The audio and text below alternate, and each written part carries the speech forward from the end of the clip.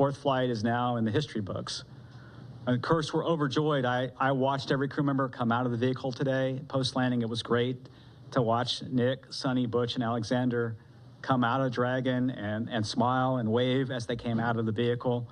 We'll get them, they're on the ship now, we'll get them back to meet the NASA aircraft and then back to meet with their families. If you watched the weather today, it was incredible. Clear skies, real low winds, maybe 3 or 4 knots of wind, and really calm seas. You could see the dolphins swimming around the capsule, which was kind of incredible.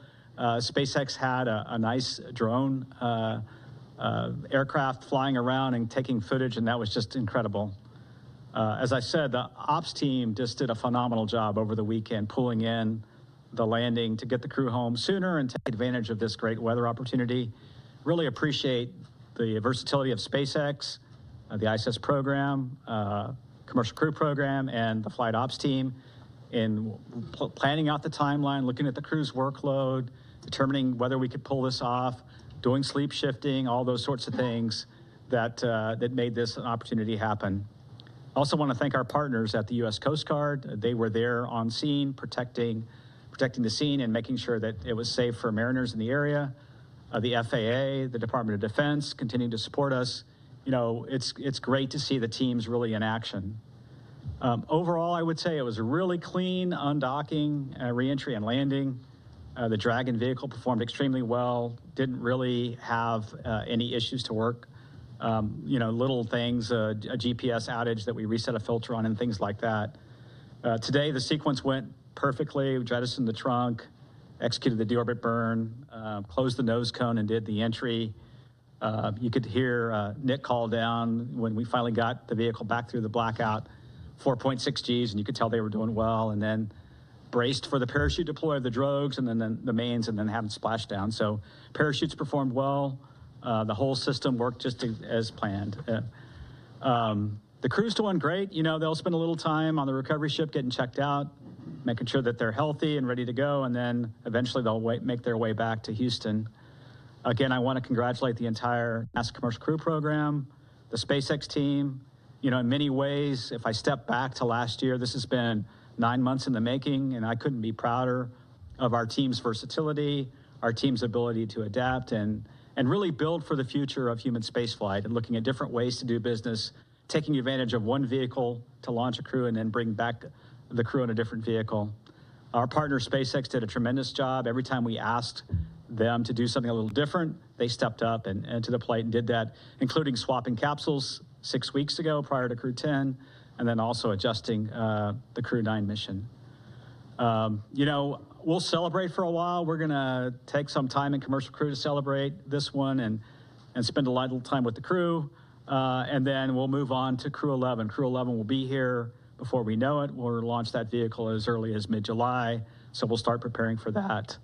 And then, we're working hand in hand with Boeing as well on certification of Starliner, getting that vehicle back to flight. Butch and Suni's return on Dragon, to me, shows how important it is to have 2 different crew transportation systems, the importance of Starliner and the redundancy that we're building in human spaceflight for our low Earth orbit economy. We're super grateful for Boeing as well and their investment. They're keenly interested in the landing today. They have a watch party going on and are watching Butch and Suni come back. And they've texted me, as the build up to this, they're very keenly interested in Butch and Suni. And then we're interested in their resilience. That whole Boeing team, like our whole Commercial Crew Program team, is resilient and moving forward to the next steps on Starliner. It's been a busy start to 2025. It's hard to believe we're in the middle or toward late March. Looking for an exciting summer as well, and I look forward to your questions, and I'll hand it over to Bill. All right, thanks, Steve. Yeah, welcome, and thanks for everybody's interest as we continue on. Return today marks the successful completion of the Crew 9 mission, and really with them handing over operations on board to Crew 10. Just some interesting stats as we go through. Nick and Alexander both spent 171 days in space on this trip, seeing the arrival and departure of 4 different visiting vehicles to the ISS. Butch and Suni spent 286 days in space, and they got to see 8 different visiting vehicles coming and going from the ISS. we stay really busy as we talk about all these vehicles coming and going from the station. Nick and Butch each conducted one spacewalk, and Suni conducted two. That actually gave Suni the record for most time on spacewalks by a woman, and puts her fourth overall in terms of time outside doing spacewalks. The crew contributed to more than 150 unique experiments, like Joel said, including stem cell technology to potentially address blood diseases, autoimmune disorders, and cancers. They tested lighting systems to help maintain circadian rhythms, which will help improve conditions for not only future crews as you go through spaceflight, but also those on the ground for shift workers and those in extreme or remote environments. They did plant growth and quality experiments to support future Moon and Mars missions as we look forward with that. They loaded a really interesting experiment. JAXA had their first wooden satellite. They loaded that into and got that deployed from the ISS. And then as part of their spacewalk, Butch and Suni collected samples from the station's exterior to study the survivability of microorganisms in the vacuum of space. I'll tell you, the Crew 9 crew did a great job here in the near term supporting this shortened handover period with Crew 10 and enabling that landing opportunity that we saw today. There was a lot of work that they did ahead of Crew 10 arrival to get prepared, and then really working through all of the things that we need to do to hand over the emergency procedures to the crew, to get the cargo transferred that they need to, and to get all the vehicles set up for Crew 10 to be very successful. Crew 10 is already working hard, and they're working on key science investigations on board. They already kicked them off even while they were getting prepped for undocking the other day. So coming up on ISS, we still have a lot going on. We have NG-21 release at the end of March, providing some important trash disposal for the space station. Always, you got to get rid of all the stuff that you bring up, so you got to bring that down somehow, and NG-21 is going to take away a lot of that. And then we'll look forward to Soyuz MS-27 launch Tuesday, April 8th from Baikonur Cosmodrome at about 12:47 a.m. Central. That'll be carrying NASA astronaut Johnny Kim and cosmonauts Sergei Ryzhikov and Alexei Zabritsky. And then before Soyuz MS-26 returns, Alexei Ovchinin will pass on the role of ISS commander to our JAXA astronaut Takuya Nishi. Really a lot of great stuff continuing on station. I really appreciate the entirety of the team, joint with SpaceX, NASA, our operations team, the program teams, the engineering teams, all the work it takes to turn around these missions. It's a ton of stuff, and then we go change it on them at the last minute, and they handle it like the pros that they are. So welcome home to Crew 9, and with that, I'll hand it over to Sarah. All right, thanks, Bill. Well, it's a good day to be here at SpaceX, and it's a good day down in Florida as we welcome Crew 9 home from their stay at the International Space Station. We're happy to have safely returned Nick, Alex, Suni, and Butch back to Earth and to their families after their time at the orbiting laboratory. Human spaceflight is dynamic and exciting, and this crew knows that as well as any other. So back in September, Steve was talking about this a bit, Crew 9 became the first human spaceflight mission to launch from Pad 40 using our new Dragon Tower that we completed construction on last year. And it was our first mission in a while to fly a crew of 2 since Bob and Doug's historic flight in 2020. So then just 3 days ago, we launched Crew 10 to take over and continue the work of Crew 9 on ISS. And I forgot to mention this Friday night, but Crew 10 was our 50th Dragon mission since first launching COTS 1 in December of 2010. That's a huge milestone for the team. COTS, if you don't remember, stands for Commercial Orbital Transportation Services. And COTS 1 was the first demonstration mission under that original partnership with NASA to resupply the space station with cargo flights. It was also the mission that inspired me to join the SpaceX team, which I'm so grateful I was given the opportunity to do a few months later. So the rest is history. We've been bringing cargo and more recently crews to the orbiting lab for well over a decade since. And as we talked about a few days ago after Crew 10 launch, NASA and SpaceX adapted as this mission evolved. And I appreciate all the kind words said already during this press conference. As we adapted together, we kept safety at the forefront. And thanks to the teamwork across the 2 agencies, a change in the Dragon spacecraft for Crew 10 and then a shortened handover helped accelerate the Crew 10 launch and the Crew 9 return. Then over the weekend, we decided as a joint team to undock a day earlier than originally planned to take advantage of some great weather we were seeing off the coast of Tallahassee for splashdown.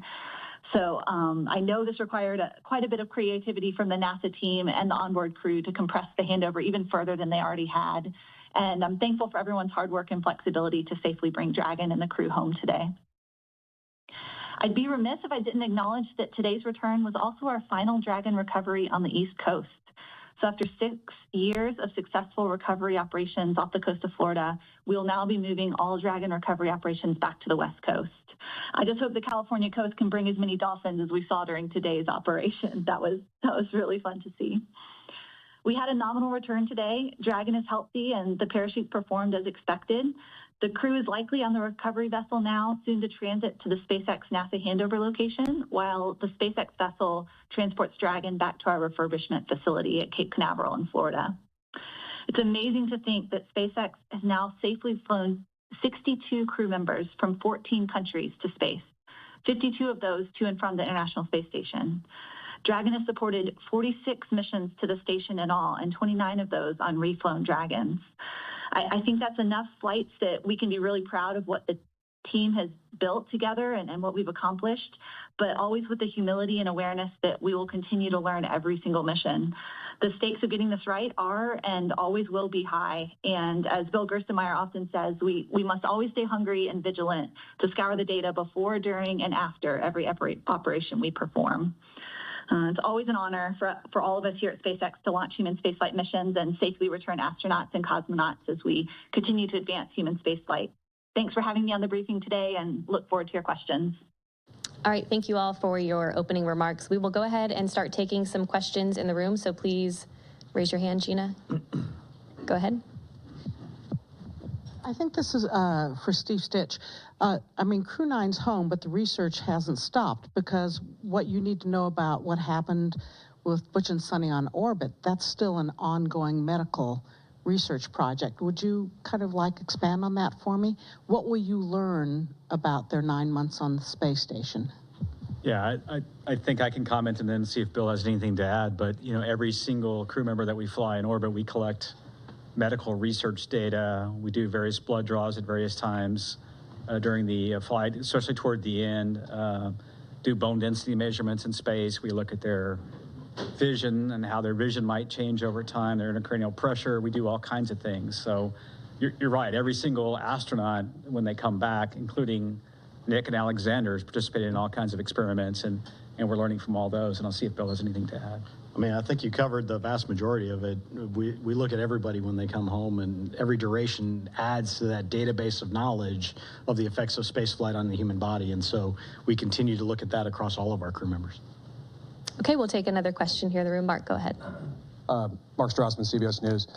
Steve, I want to pick up on something you said, which is the keen interest in Butch and Suni. All 5 major television networks cut in with live special reports following the splashdown, because Butch and Suni have arguably become America's most famous astronauts over the course of their 9-month saga. So now that they're home, now that the saga is over, what to you is the takeaway? Yeah, I think that's a great question, and I haven't probably had a lot of time to reflect. You know, we're certainly looking at Starliner very carefully. We're in the process of looking at that vehicle, looking at the helium system. We've got some candidate seals that we're going to replace. We'll get into some testing here over the summer timeframe with what we call an integrated doghouse at White Sands. So we're looking at that. You know, the thing I think back of this whole timeframe is how really resilient Butch and Suni were the whole time. I mean, they launched on what was going to be a short test flight with the crew flight test vehicle with Boeing. And then they moved very quickly into station increment operations, and they became seamlessly part of the International Space Station.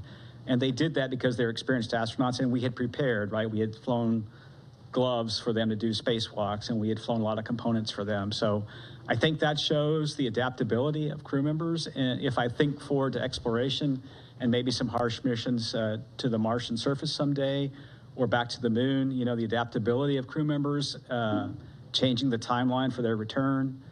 Certainly a huge thank you to their families. when you think about Butch and Suni, they enjoyed their time on station. They got to do spacewalks and they got to do lots of cool science and things like that. Their families are the ones that really, kudos to them for being resilient in a planned short duration flight now turning into a long duration. And I think back of when they went into quarantine. They went into quarantine in the April timeframe for the early May launch that we had for crewed flight tests. So the families, a huge thank you to them. I'm sure the reunion is going to be wonderful with the families. And we'll keep learning as we go and keep being adaptable in the future. And let me just add, if it's okay, it shows the flexibility of our commercial providers. The fact that they flew up on the Boeing vehicle and home on SpaceX, this is a lesson learned for NASA too, such that when we do have Boeing and SpaceX both flying on a regular basis, we need to be able to do the opposite too. If we come up on a SpaceX vehicle and have a problem, to be bringing people home on a Boeing vehicle. It shows you, this year, I think many of you know, we celebrate 25 years of crewed on the International Space Station, and just shows the flexibility we have with the space station and our commercial partners. We'll take our next question here in the room. Go ahead. Ed Lavandero with CNN. Two questions. Do you have specifics on the timeline of when the astronauts will be landing back here in Houston and reuniting with their family over the next, I'm presuming the next few hours? And then secondly, the more delicate question is, of all the talk that we've seen over the last months that these astronauts have been, quote, stranded in space, how did that kind of talk affect you guys over the last few months in formulating a plan to get them back home? Yeah, I don't have the specifics of the timeline. I know they're going to fly back here tonight. They'll probably spend some time rehabilitating a little bit, and the doc's watching them, and then they'll rejoin their families in the next, day or so. Relative to the mission planning, I think what we did was we tried to look for opportunities to bring the crew back when it was safe to do so. And, we always had a lifeboat, a way for them to come home all the way back to Starliner. If you remember during the Starliner crewed flight test mission, we said if there were an emergency during part of that mission, we considered the thrusters, the service module thrusters, good enough to bring the crew back then. We then transitioned to the Crew 8 vehicle for a temporary time frame until Crew 9 arrived. So we always had a way to get the crew home safely should we need to. And then it really became, when is the right time? When is the right time to bring them back? And then when we had to swap over Dragon capsules from the new vehicle, which wasn't quite ready, we moved to Capsule 210. We figured this March timeframe was the timeframe to execute this direct handover that we just did. So for me, it's been the normal kind of planning I do all the time, looking at all the options, working with SpaceX, working with the space station program, and finding the right time to bring the crew back. Okay, we'll take another question here in the room. Hi guys, my name is Amanda Henderson. I'm with KHOU 11, the CBS affiliate here in Houston. 10 days turning into 9 months, but turning also into hundreds of hours of invaluable research that they got up there at the ISS, and also moonwalk hours.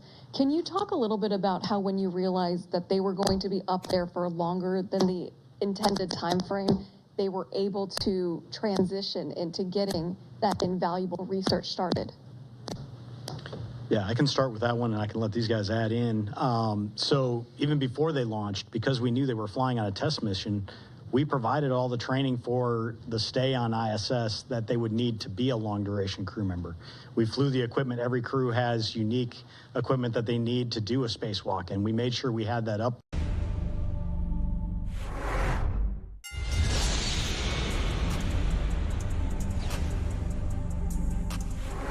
This woman is about to key a Tesla.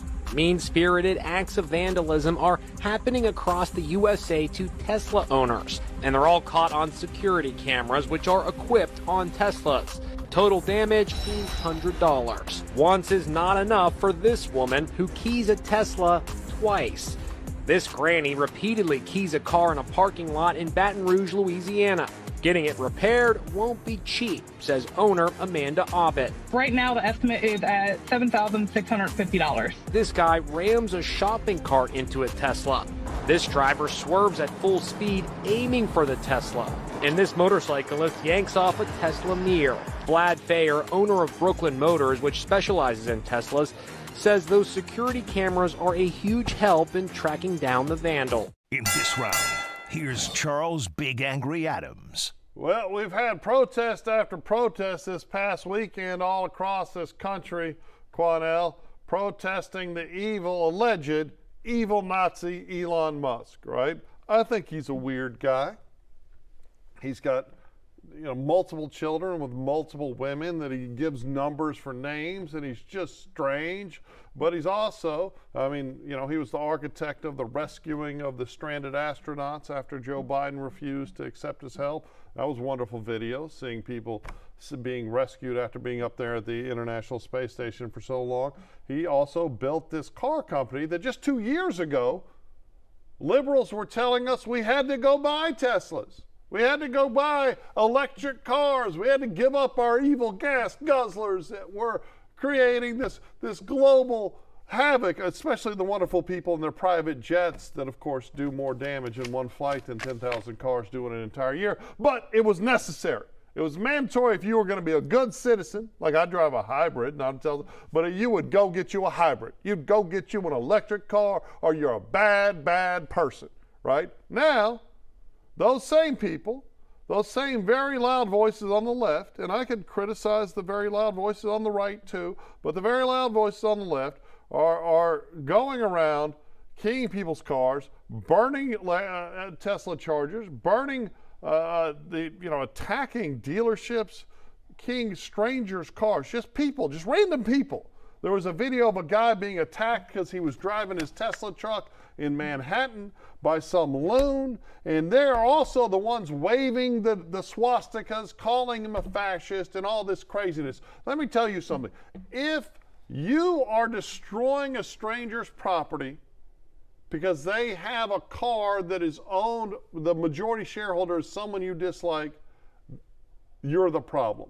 If you are so intolerant of other ideological viewpoints in a democracy that you think it's okay to attack other people and destroy other people's things, you're the fascist, you're the Nazi. And no matter how many times someone screams and yells Nazi about Elon Musk, it doesn't change the truth, right? That it is people behaving in a way to silence and scare the ideological opposition. Or a lot of Tesla owners are liberals. They didn't do anything. They didn't